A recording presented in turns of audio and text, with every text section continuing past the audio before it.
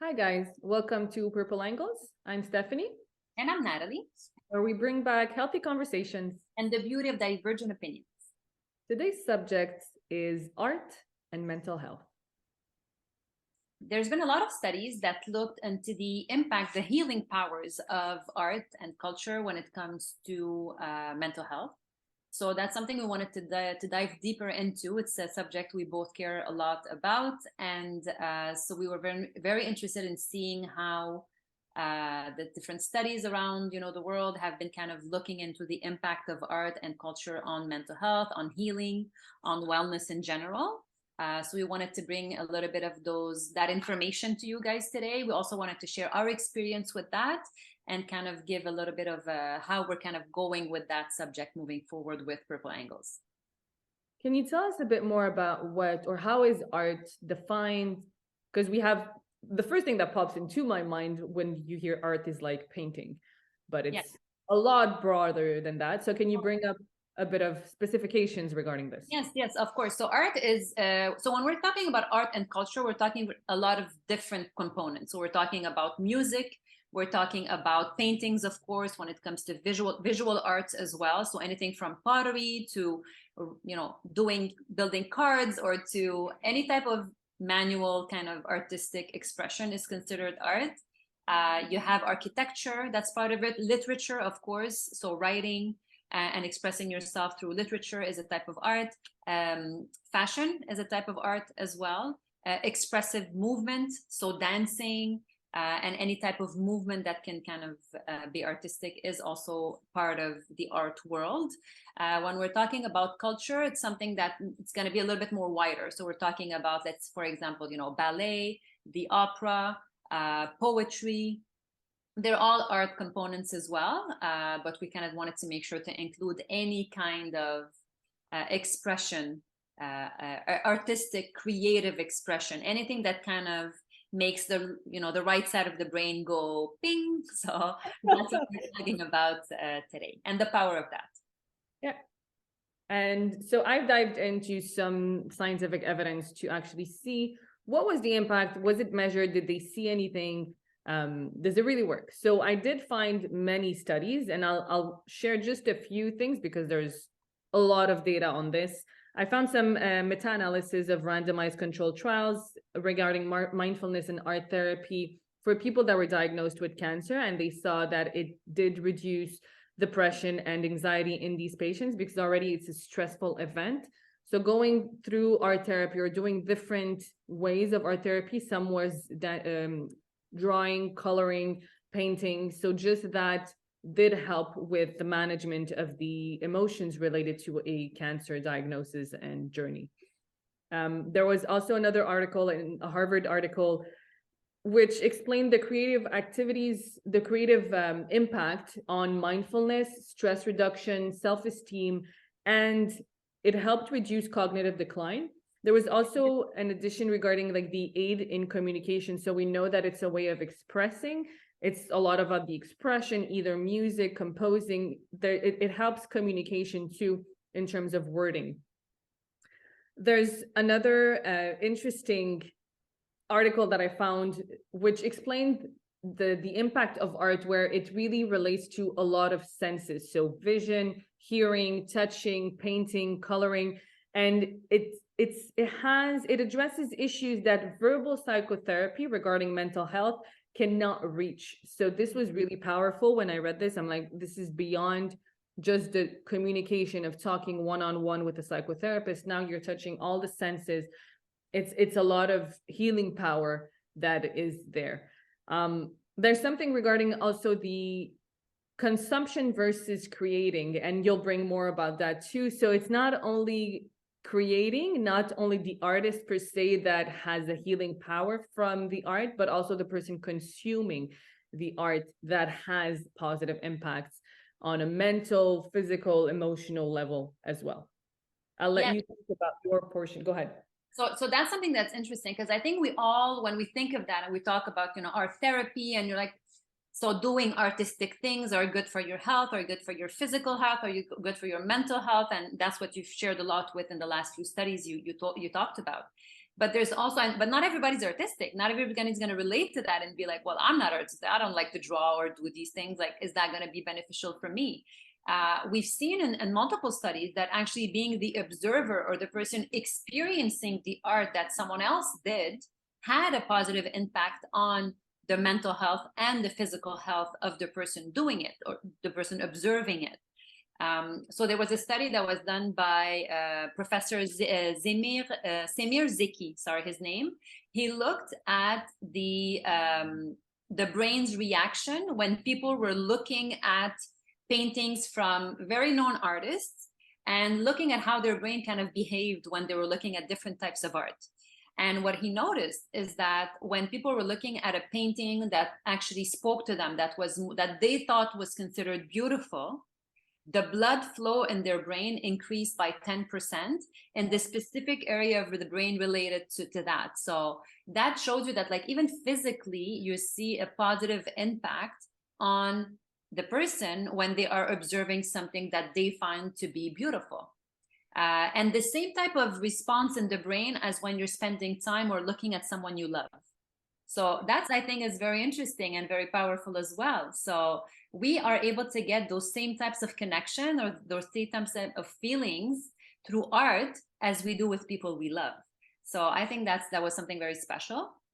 And I looked at a different type of review than you did, another one that kind of looked at different types of art. So they looked at music, they looked at the impact of music, the impact of movement, the impact of writing as well on the physicality and on the mental state of people.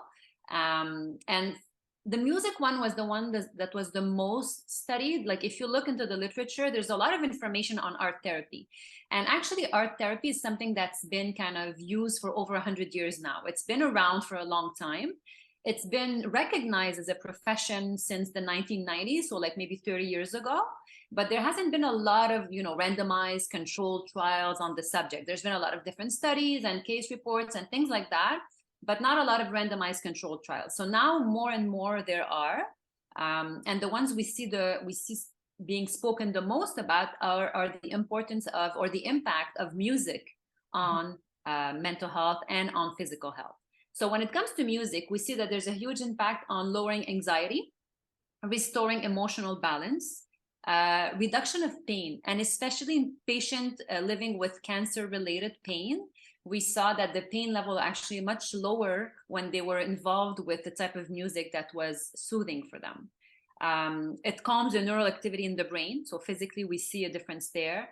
Another one that I thought that was very, very interesting, we see a reduction of the heart rate, of the blood pressure, and of the cortisol levels. So physically, physiologically, we see a decrease of those three factors that are linked directly to higher either chronic illnesses or higher levels of anxiety or higher levels of stress.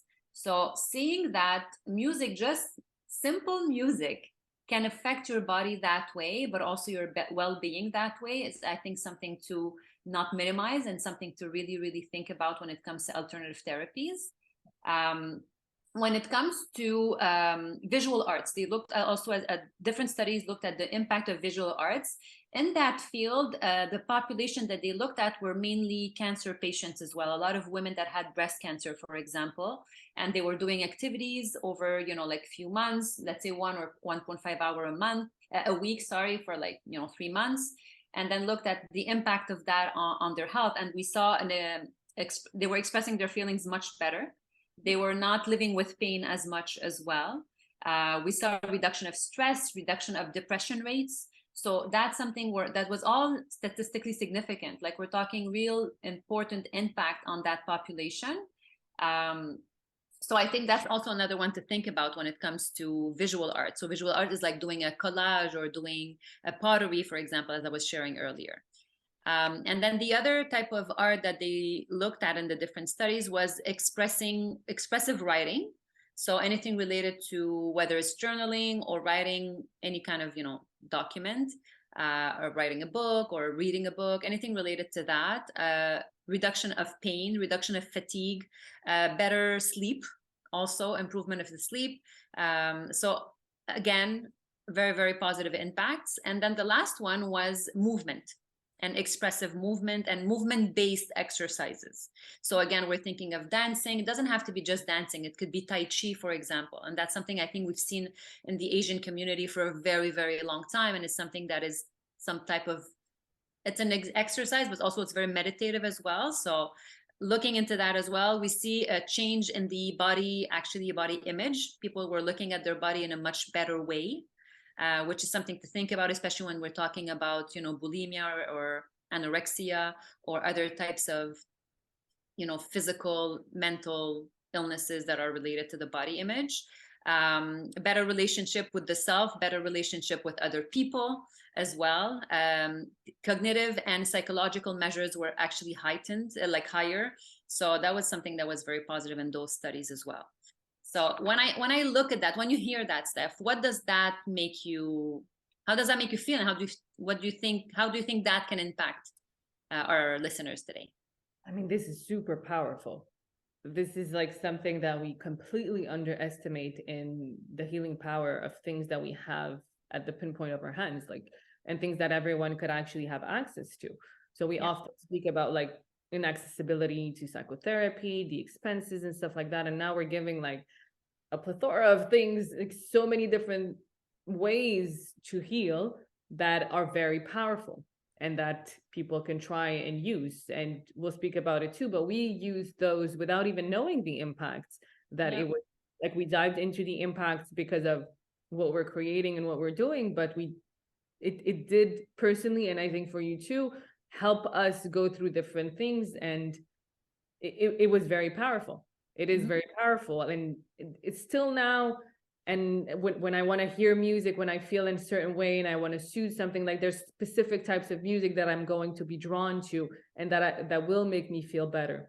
And I did speak about this in See-Through at some point about different frequency and sounds, and it did have an impact on fibromyalgia and on pain. And the evidence is growing. So for me, when I hear this, it's extremely powerful, but also it's empowering for people to say like, oh, there's other ways. There's not only a communication and expressing, and then that's going to help me. There's other ways to heal how I'm feeling. And we've been seeing it in so many other artists. Like, we hear it in music, as you said. We hear it, we hear the songs sometimes when it's a love story and we relate, and we're like, we sense the pain through the voice and through the singing. We've seen it in, there's a lot of very well-known artists, and I'll speak about them a little bit, like Van Gogh, for example. He spent most of his time in psychiatric yard in Saint-Rémy de Provence, for example. He suffered from anxiety, depression, and epilepsy.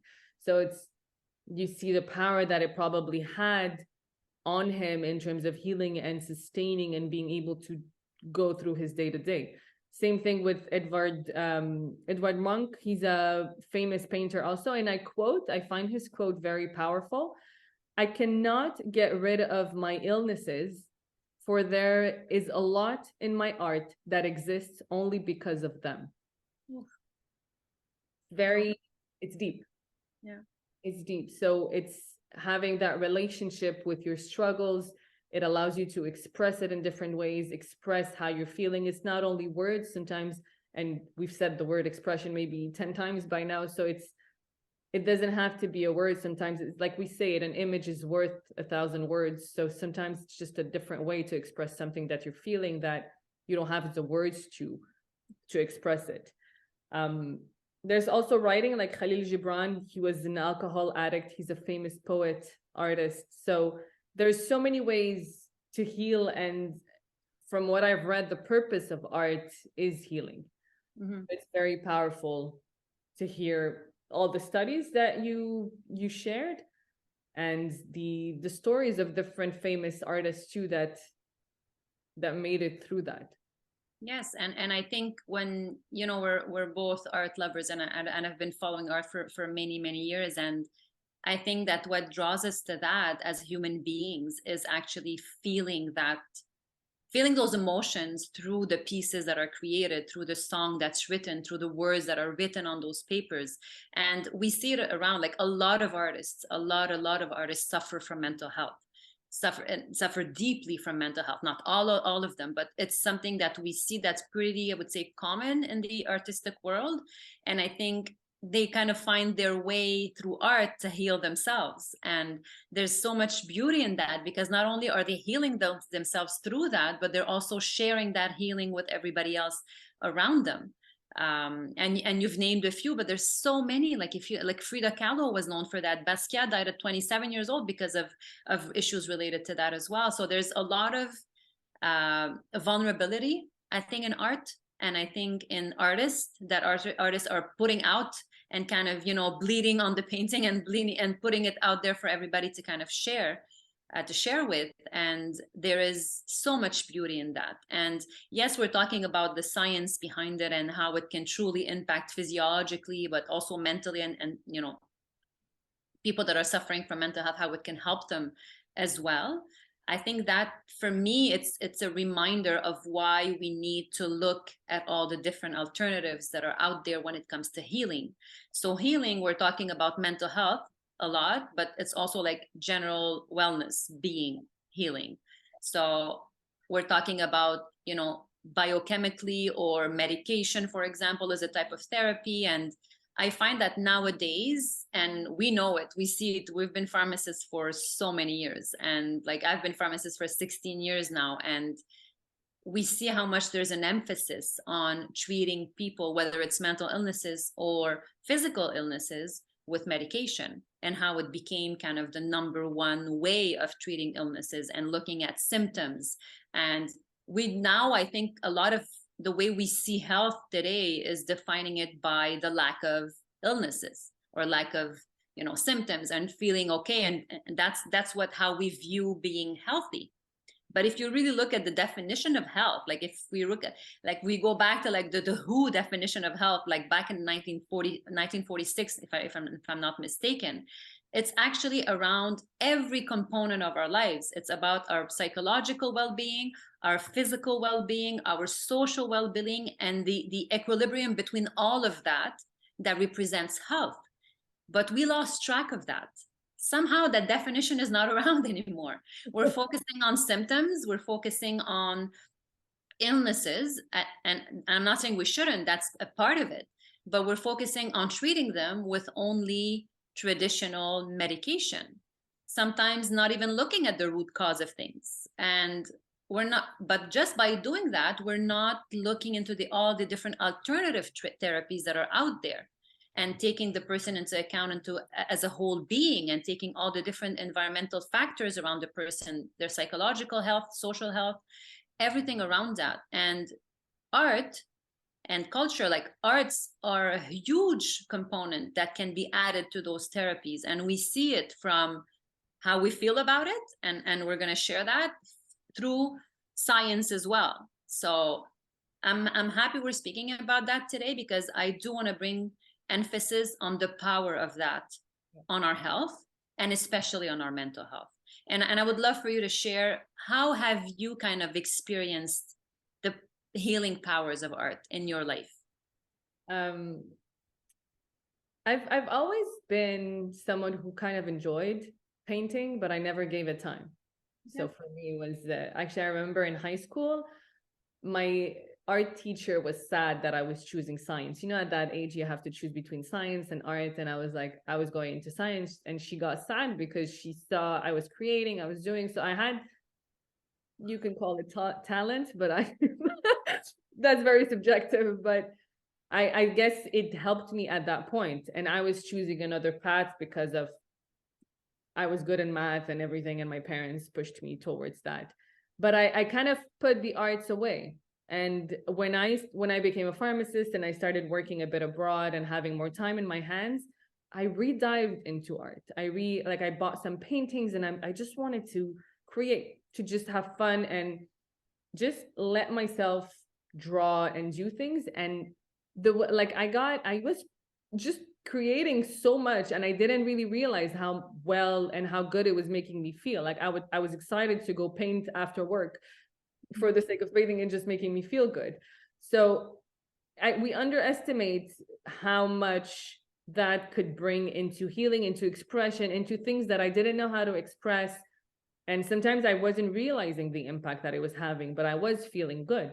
So it's underestimating how I really underestimated how much that helped me, and the music and putting music and just that whole environment and drawing and letting myself express something that when you're so much in the rational and logical brain as a pharmacist, and like part of what we do, what we did is very rational. So we tame down that artistic, that creative side of us.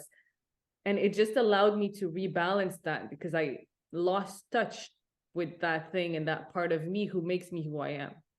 So it really helped me in that sense, to recreate and to re-be. Also in writing, I don't realize it, but writing is something that I've been doing since I was 8.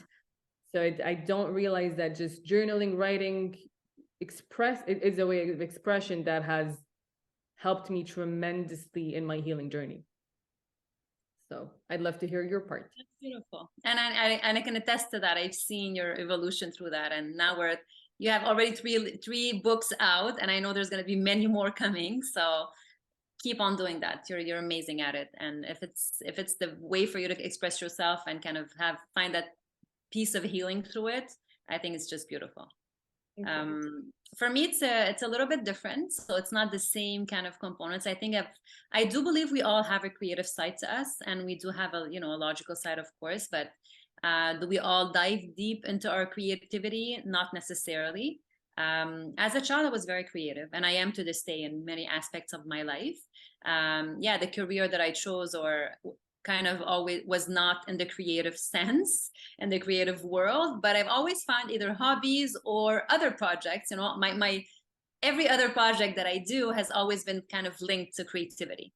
But as a child, it was mainly communication for me. So public speaking and theater. I used to do a lot of theater as a kid. I don't think a lot of people know that about me, but I used to do a lot of theater when I was in high school. And I was a shy kid as a younger kid. So it was a way for me to kind of get out of my shell. And it made me discover that world, which is something that I really, really enjoyed. Drawing was also something that I did a lot. I used to journal a lot as a child. I stopped after that in like my teenage years, and then I started again in my adult years. But so writing, drawing, I used to draw a lot of fashion things. I love fashion, so I used to draw little, dresses and things like that. And so that's how I used to express myself creatively, and how it has helped me personally. The type of art that has helped me is music a lot. Like it's extremely healing for me. If I'm feeling down, or if I'm feeling happy, or any kind of it kind of, I feel it helps in any type of emotion. If you're feeling happy, it's just going to emphasize it and make you feel happier.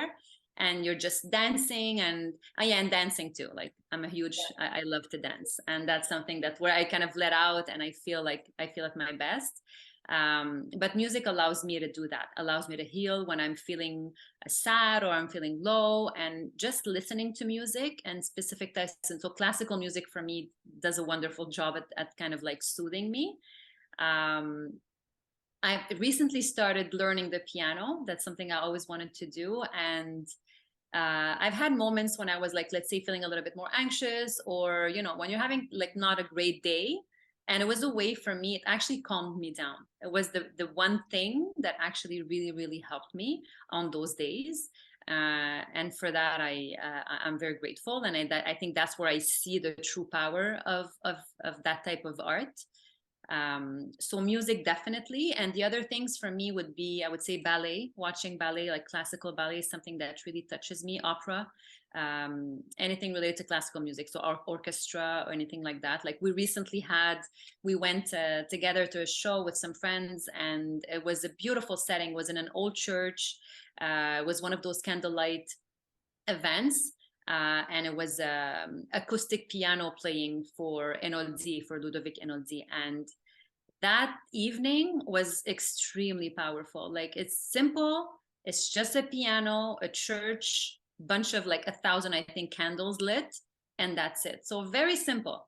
But the impact it had on me that day was so powerful. Like I can, same thing when I, let's say, watch a specific piece of classical ballet. Like I've had that happen a few moments, and some pieces of art sometimes touch you more than others, and you feel like a tingling in your body. You feel different. There's like an opening of your heart. Like I think everybody's felt that before, and this is what I want people to remember. You know, we've all been sad, we've all been heartbroken, we've all been, and we listen to a specific song, and it's like this therapy for us at the same time, right?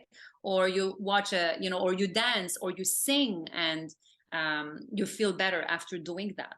So we know these things, and we've lived these things, and we're happy to share our experience with everybody. But I think it's a reminder of like how important these things are, and how creativity and art are, and anything, that's beauty, that's life's beauty. These are things that are as important as everything else. They're as important as, medicine or pharmacy or pharmaceuticals or all that stuff. Yes, these are things that can help us get better, but art is so valuable, and I don't think we give it the value that it should receive. And our goal here with Purple Angles is to bring a lot of that aspect forward, and especially in the mental health industry and the mental health sphere that we're surrounded by, and that's so kind of obvious and prominent right now. I mean, we've seen it. We've been to Art Basel. We've been through a lot of things actually in the art sector lately. And I still remember that green painting where you literally feel the emotion that is being vehicled, or like it goes beyond. It's an experience. It's not just a painting on a piece of something. Like it's a whole different. It touches all your senses. Like I said, it has changed, and it's something that I'm bringing more and more into my life, and my journal is always with me. The music, I always have these music when I feel good, when I feel bad. Ludovico, I cried all the time. It was something. Ludovico was someone, his music, his art allowed me to heal in a specific period in my life. So it's super powerful. And I think people should tap into this and not underestimate the power that it has. And Purple Angles, we're aiming, as you said, to reconnect and unify the creative and the scientific side of the brain, because there's a lot of power in that. 100%. Excited to share that with everyone. Absolutely. Thank you so much for tuning in, guys. Don't hesitate to send us your comments, requests, or anything else. Subscribe, and we'll see you at the next podcast.